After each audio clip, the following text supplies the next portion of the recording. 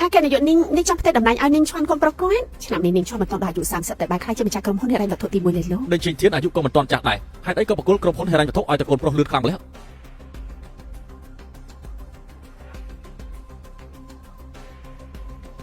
ยมชิงเทียนทรงประกาศថាចាប់ពីថ្ងៃនេះទៅនាងឈួនកូនប្រុសខ្ញុំទទួលតំណែងអគ្គនាយកក្រុមហ៊ុនជំនួសខ្ញុំហើយ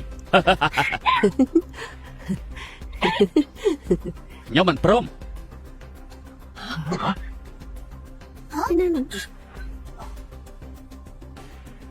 នាងឈួនធ្វើជាអគ្គនាយកក្រុមហ៊ុនខ្ញុំមិនព្រមទេអញជឿណាកូនប្រសាខ្ញុំធ្វើជាអគ្គនាយកឯងសម្បាំងអីមិនព្រមសម្អាងខ្ញុំជាកូនប្រុសច្បងរបស់នាងชิงเทียน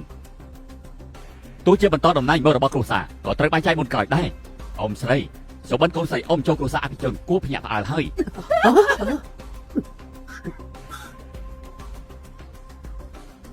បានតែសារប្រកួតក្រុមហ៊ុនហេរ៉ៃវត្ថុហៃឡុងឲ្យទៅគេយ៉ាងចឹងហ៎ក្រុមហ៊ុនហៃឡុងជារបស់បងប្រុសឯតាពីដើមមកខ្ញុំទើបជាកូនច្បងរបស់ប៉ាក្រុមហ៊ុនហៃឡុងគួរតែប្រកួតឲ្យខ្ញុំកូនអត់ខាន់ស្លាកូនអត់ខាន់ស្លាក៏មានសិទ្ធិខ្លះដែរបើឯងមិនធ្វើរឿងខុសទាំងនោះដើមឡើយយើងក៏ឲ្យរបស់ឯងខ្លះដែរតែឯងធ្វើខុសរឿងហើយឯងត្រូវតែទទួលការពិន័យខ្ញុំធ្វើខុសអី3ឆ្នាំមុនហេតុអីបានជាឯងធ្វើបាបប្អូនប្រុសឯងហេគេគាត់ទៅសួរជួបគ្រោះថ្នាក់ចរាចរណ៍មានតែតងអីនឹងខ្ញុំទៅកលិចមែនថ្ងៃនេះបើឯងមកហើយទទួលកំហុសទៅហើយបើសិនជាឯងទទួលកំហុសយើងនឹងពិចារណាសម្រាប់ទោសទទួលកំហុសហ៎ប៉ាមានផតាំងទេមានផតាំងខ្ញុំប្តឹងវិញហ៎បានហើយខ្ញុំជាកូនប្រុសច្បងប៉ាបានជាគិតតែម្ខាងចង់ឲ្យខ្ញុំស្លាប់ប៉ាធ្វើនេះក៏បីជាមួយម៉ាក់ខ្ញុំដែរទេក៏ពិតយើងមិនស្រឡាញ់គេទេតែប៉ានឹងគាត់បង្ការខ្ញុំបើគុំតែយល់ដល់ឯងមានជាប់សាច់ឈាមជាមួយយើងនឹងប៉ាស្មានមិនដល់នាងឈិងធីនមានកូនអត់ខាន់ស្លាម្នាក់ទៀតកូនអត់ខាន់ស្លានឹងកូនប្រុសបង្កើតនឹងដើមទ្រព្យសម្បត្តិប៉ានឹងរឿងរបស់ចាស់ជាអ្នកដោះស្រាយពួកយើងគួរតែមកដោះស្រាយរឿងរវាងពួកយើងវិញប្រកាសជាបានសួស្ដីបងប្រុសជួបគ្នាលើកដំបូងសូមជួយណែនាំផងឯងប្រហែលជាមិនមែនជួបខ្ញុំលើកទី1ទេមែនហើយ3ឆ្នាំមុនឯងសម្លាប់មិនល្អជួបគ្រោះថ្នាក់ចរាចរណ៍ពេលសម្លាប់មិនដឹងខ្លួនយើងបានទៅទីពេទ្យមើលឯងគួរឲ្យស្ដាយការនោះស្មានតែឯងបាត់បង់ការចងចាំធ្វើសន្តិសុខអស់មួយជីវិតហើយដូច្នេះក៏ដោះលែងឯង3ឆ្នាំមុនមិនមែនគ្រោះថ្នាក់ចរាចរណ៍ទេគឺបងសម្លាប់អ្នកណាដឹងអ្នកណាខ្វល់ឃាតករបងសម្លាប់ពិតប្រកបជាលះបង់តម្លៃអាយ៉ូឃាតករម្នាក់នេះពិតជាគួរឲ្យស្អប់មែន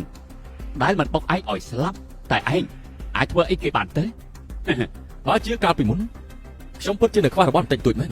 តែសំណាងល្អថ្ងៃនេះឯងបានជូនអំណោយមង្គលដ៏ធំមួយឲ្យយើងចាំឲ្យបានសោះថាជូនអំណោយអីឲ្យខ្ញុំឲ្យឯងឃើញចុះហានសិនបាត់ម្ចាស់តូចខ្ញុំអាចចាក់ខ្លួនឯងបានតែឯងប្រាប់ខ្ញុំសិនអ្នកណាឲ្យឯងមកសម្រាប់ខ្ញុំចង់មកឆោតយើងមិនល្ងងដល់ថានឹងទេឯងមិននិយាយក៏មិនដែរយើងដឹងយូរមកហើយគឺនឹងឈិនមិនបានចាយដឹងវាងខ្ញុំគឺជាកដោធំដែលឯងជូនយើងគឺនៅក្នុងបន្ទប់តែខ្លួនដាក់ឧបករណ៍បិទសេវាទូរស័ព្ទខលមិនចេញតែអាចថតជាសម្លេងបានយ៉ាងម៉េចចង់បំផ្លាញផតាំងទោះជាឯងដណ្ដើមយកទូរស័ព្ទហានសិនបានសម្លេងក៏បានកូពីទុកដែរទូរស័ព្ទវាងខ្ញុំក៏នៅក្នុងដៃយើងស្មានថាអាចបំភ័យយើងបានទេនាំចូលមកបាត់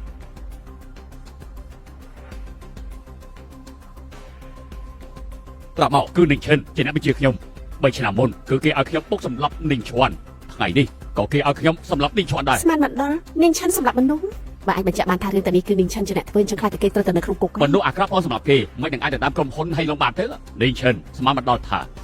ឯងឆ្កែនៅតែឆ្កែដដែលដល់ថ្ងៃនេះហើយឯងទៅចាត់មនុស្សឲ្យមកសម្លាប់កូនប្រុសឯងទៀតដល់ពេលនេះហើយឯងនៅមានអីមកប្រកែកទៀតបងយ៉ងឯងហេក្បត់យើងជឿអត់ថាយើងខំមកគ្រឿងយកកូនស្រីឯងទៅលក់នៅបរទេសសុំទោសកូនស្រីវាងខ្ញុំយើងបានចាត់មនុស្សឲ្យការពារហើយការគម្រាមរបស់ឯងគ្មានប្រយោជន៍អ្វីទាំងអស់ខ្ញុំដាស់តឿនឯងទទួលទោសតាមសម្បត្តិទោះជាពួកឯងចាប់វាងយ៉ងបានតែយ៉ាងម៉េចទាំងអស់នេះក៏ចេះជាពេលគេមកខាងគ្មានផតាំងអីបញ្ជាក់គ្រប់រឿងឡើយពួកឯងអាចធ្វើយ៉ាងបានសម្ដីទាំងអស់នេះឯងអាចទៅនិយាយជាមួយតុលាការតើយើងនឹងទៅនិយាយជាមួយតុលាការហើយដល់ពេលនោះតុលាការយកស្អីមកកាត់ទោសយើងម្ចាស់តូចពួកយើងមានតែសាកសីតែខ្វះផតាំងច្បាស់ជាជាប់ក្នុងសង្គ្រាមផ្លូវច្បាប់រយៈពេលយូរនាងឈិនយើងដាស់តឿនឯងគួរតែទទួលកបោតាមស្រួលអាចមានឱកាសរស់តែបើឯងបានហើយតាចាស់ប៉ាស្មានតែថ្ងៃនេះខ្ញុំមកបបប៉ាបើសុំប៉ាមែនទេប៉ាខុសហើយខ្ញុំមកថ្ងៃនេះគឺមកទទួលក្រុមហ៊ុនហេរ៉ៃវត្ថុហៃឡុងឯងនិយាយស្អីខ្ញុំថាខ្ញុំមកថ្ងៃនេះគឺមកទទួលក្រុមហ៊ុនហេរ៉ៃវត្ថុហៃឡុងក្រុមហ៊ុនហៃឡុងចាប់ពីពេលនេះទៅអគ្គនាយកមានតែមួយគត់នោះគឺខ្ញុំប្តីប្តាគិតថាខ្ញុំមកដោយមិនបានត្រៀមមែនទេប្រមុខគ្រួសារចៅដូចជិញឆឹងមកដល់ ប្រមុខគ្រួសារឈៀននៅជីងឆឹងមកដល់ប្រមុខគ្រួសារស៊ុននៅជីងឆឹងមកដល់ប្រមុខគ្រួសារលីនៅជីងឆឹងមកដល់ ចៅឈិនសុនលីនេះគឺជាគ្រួសារធំទាំង4នៅជីងឆឹងអំណាចនីមួយៗរបស់គ្រួសារធំទាំង4ក៏សិតតែបន្ទាប់ពីក្រុមហ៊ុនហេរ៉ៃដថោហៃឡុងពេលនេះប្រមុខគ្រួសារធំទាំង4មកក្នុងពេលតែមួយហើយឬមួយក៏មកចូលរួមពិធីមង្គលការនីងឈុន មិនដូចទេនាងមើលរូបរាងគ្រួសារធំតែមុនទៅមកគ្មានបំណងល្អ ឬ ទេ មួយពួកគេមកជួយនីងឈិន